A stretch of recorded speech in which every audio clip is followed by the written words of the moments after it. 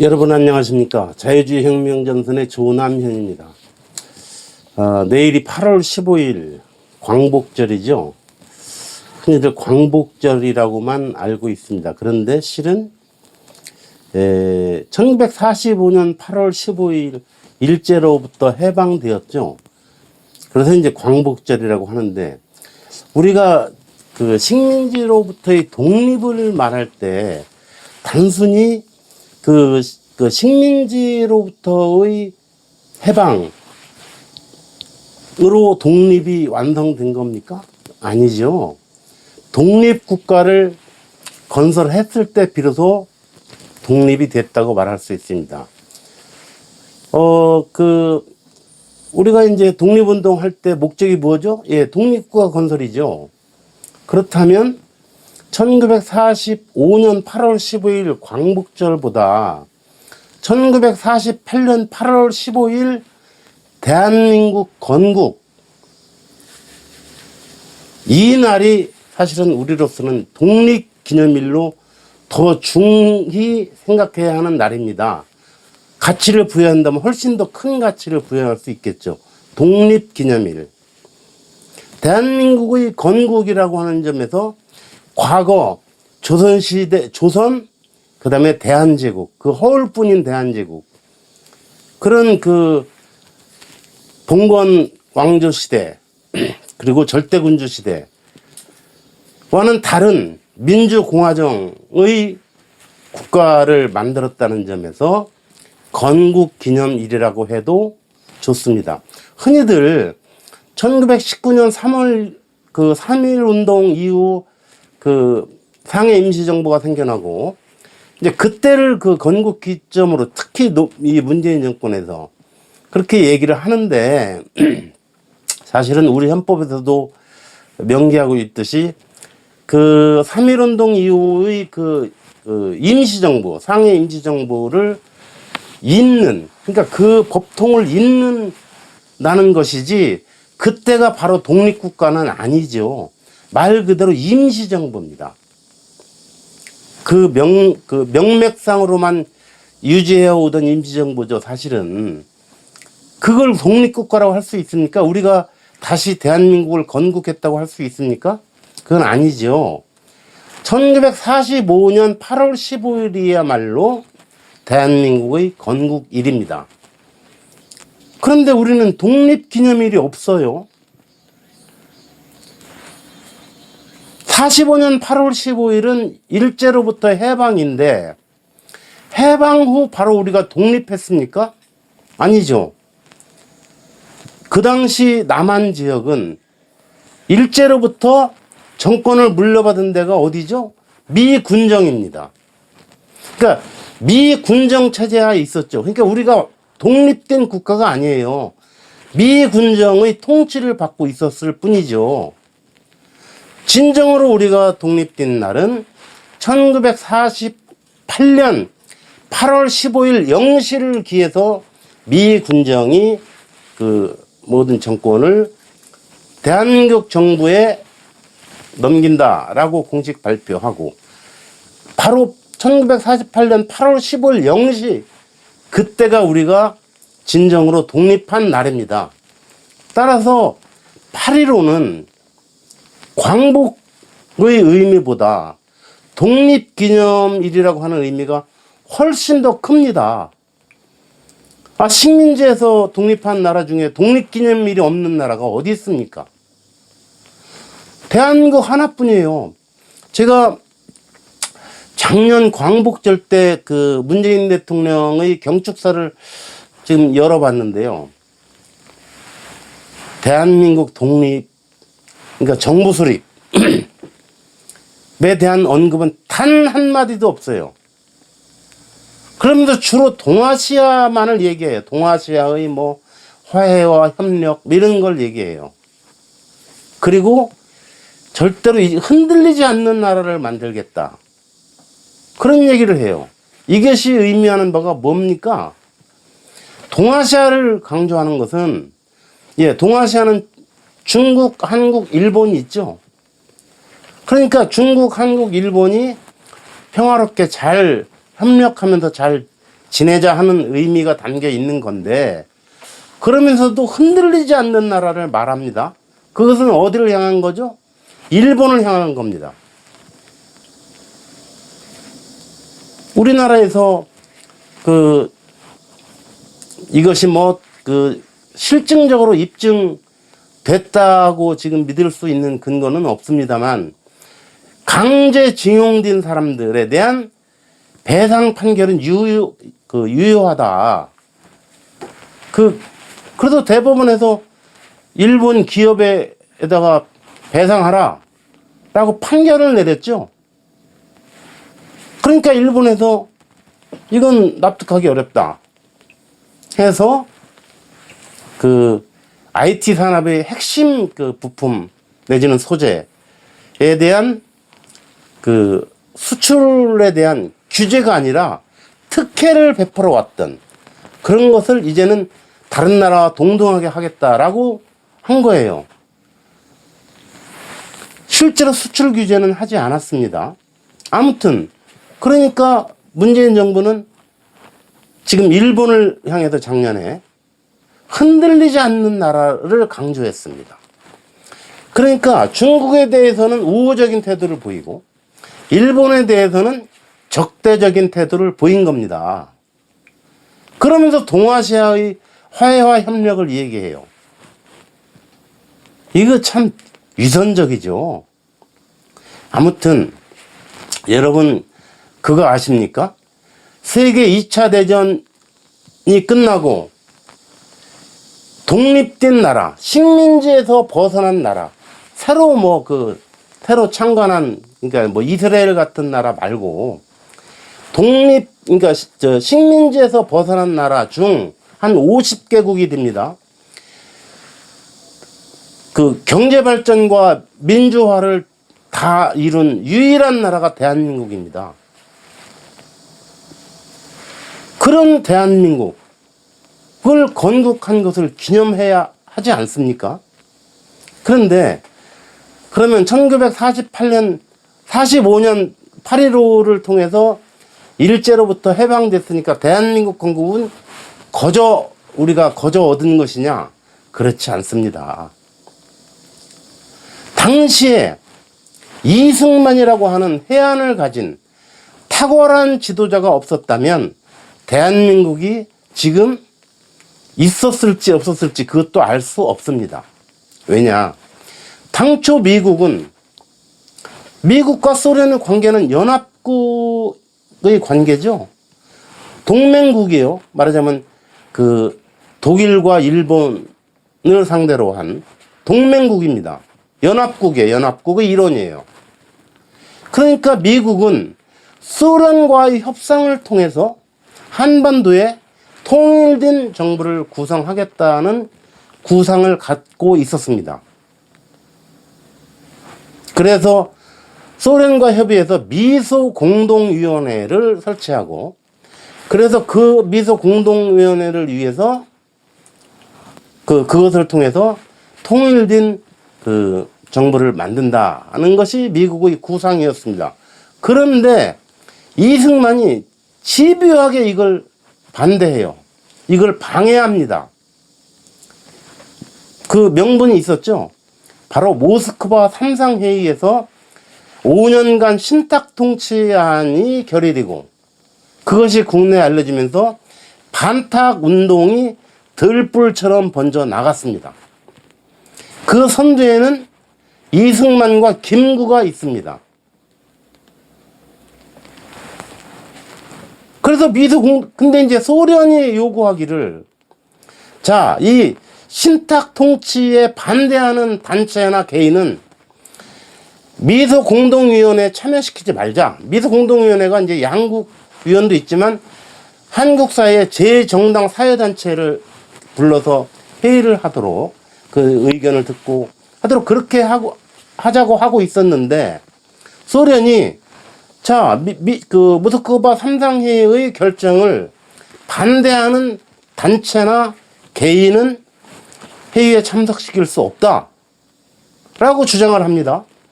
미국으로서는 참 난처하기 짝이 없어요.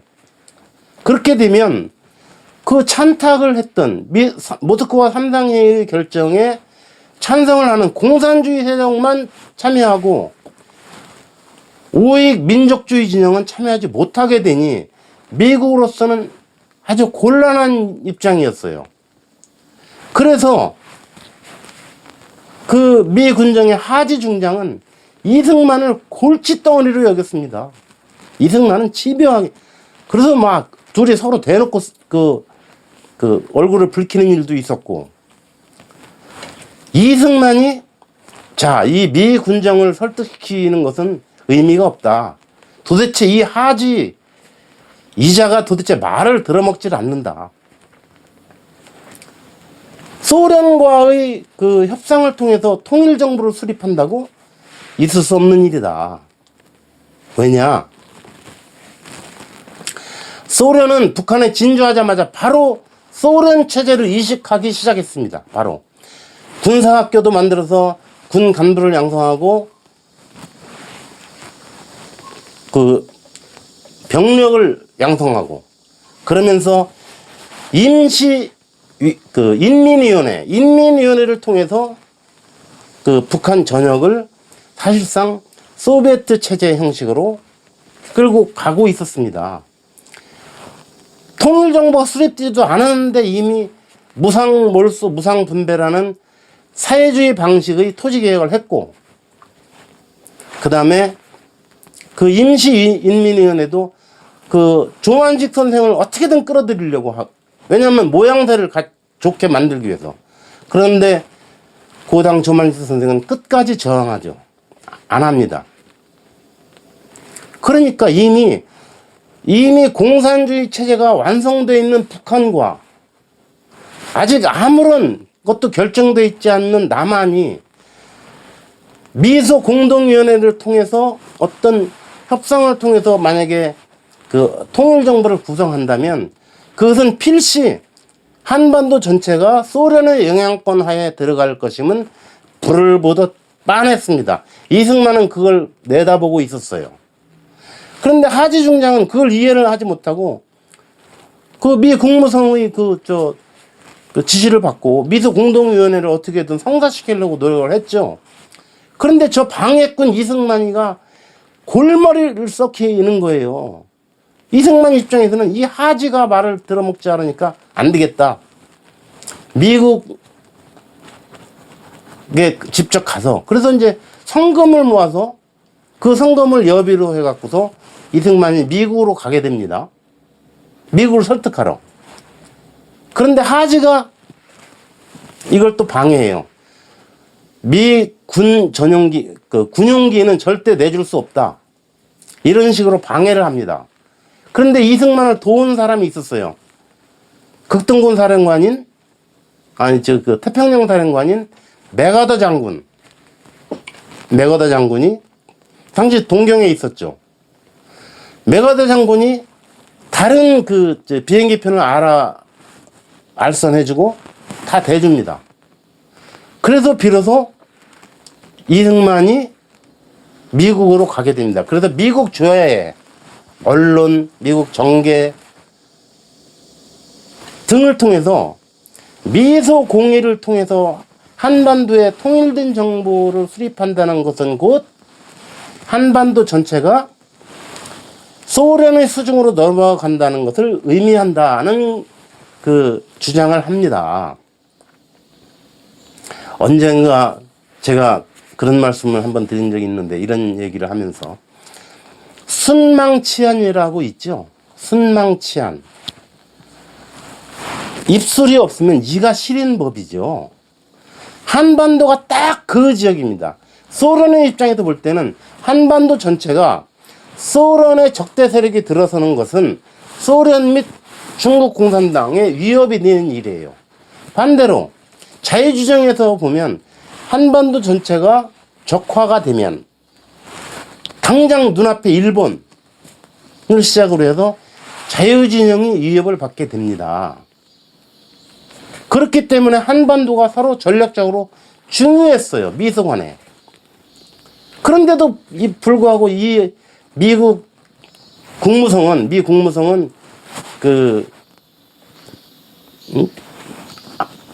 한국의 그 군정 당국에게 미소 공동위원회를 성공시키라고 지시를 내립니다. 그러니까 하지중장 어떻게든 미소 공동위원회를 성사시키려고 했는데, 그래서 하지중장 그런 생각도 했어요. 그렇게도 시도도 했어요. 이승만 같은 사람을 배제시키고 중도, 뭐 김규식이랄지 이런 사람들을 내세워서, 그러니까 좌우 합작이 아니라 좌파와 중도의 합작, 이런 것을 구상하기도 했어요. 그런데 이승만이 누굽니까? 독립운동의 상징적인 존재입니다.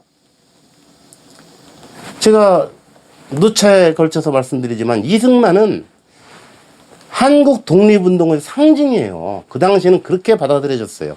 지금은 많이 이 그 좌파 진영에 의해서 그 잘못된 역사 인식으로 인해서 이승만 대통령이 많이 폄훼가 되어 있습니다만, 여러분 3.1운동 직후에 세 군데서 임시정부가 생겨나죠.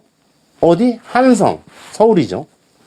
그 다음에 노령, 그 다음에 상해, 세 군데에서 임시정부가 생겨나는데 거기서 다 정부 수반을 이승만으로 해놓고 있었어요. 그런데 나중에 상해 임시정부로 통합되면서 초대 임시정부 대통령이 누구죠? 이승만입니다.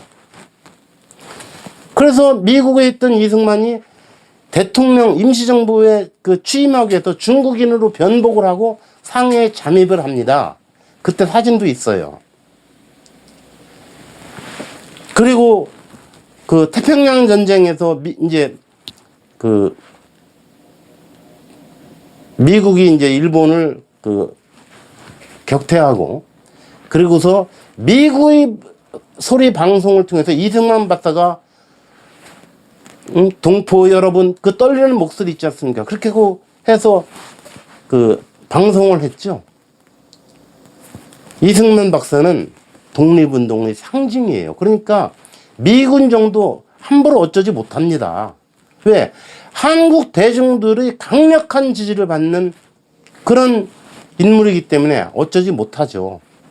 결국 미소 공동위원회는 결렬로 끝나고 그 한반도 문제를 미국은 유엔에 상정하게 되죠. 그래서 그 한국 임시위원단이 이제 한국에 오고, 그래서 임급일에 의한 50 총선거를 치러서 그래서 대한민국 정부가 수립이 되는데, 이 45년부터 48년 그 3년 사이가 굉장히 중요한 시기였습니다. 그 당시 이승만의 노력이 없었다면 한반도 전체가 적화될 수도 있었다는 겁니다. 대한민국이 그저 생긴 게 아니에요. 거저 생긴 게 아니에요. 자유민주주의 시장경제 체제로서의 대한민국이 건국이 되었기 때문에 오늘날 우리가 그래도 선진국 대열에까지 오를 수 있는, 2차 세계대전 이후 그 식민지에서 벗어난 독립국가 중에 유일하게 성공한 나라가 될 수 있었던 겁니다. 그렇기 때문에 광복절보다, 그러니까 일제로부터 해방이라는 것보다 독립국가를 만들었다는 것이 훨씬 더 중요한 역사적인 사실입니다. 그럼에도 불구하고 이 나라는 독립기념일이라는 개념조차 없어요. 오로지 광복절만 있어요. 이제는 독립기념일로 바꿔야 할까 합니다. 그러게 낫지 않을까 합니다. 아니, 그렇게 가야 합니다. 독립기념일도 없는 이 부끄러운 나라, 이 한심한 나라, 자기 힘으로 일제로부터 벗어나지도 못했으면서 연합국이 그 일제의 태평양 전쟁에서 이제 미국이죠. 승리함으로 해서 사실은 거저 해방이 된 거예요. 우리 힘으로 해방이 된 게 아니에요. 그러나 대한민국 건국은 우리의 노력으로 한반도 전체가 소련의 수준으로 넘어가지 않고 남한 지역에서만이라도 자유민주주의 시장경제 체제가 들어섬으로 해서 번영을 이룰 수 있었다.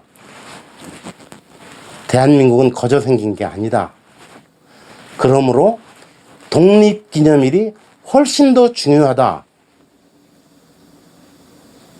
참 대한민국이 부끄럽습니다. 예, 오늘 여기까지 하겠습니다. 감사합니다.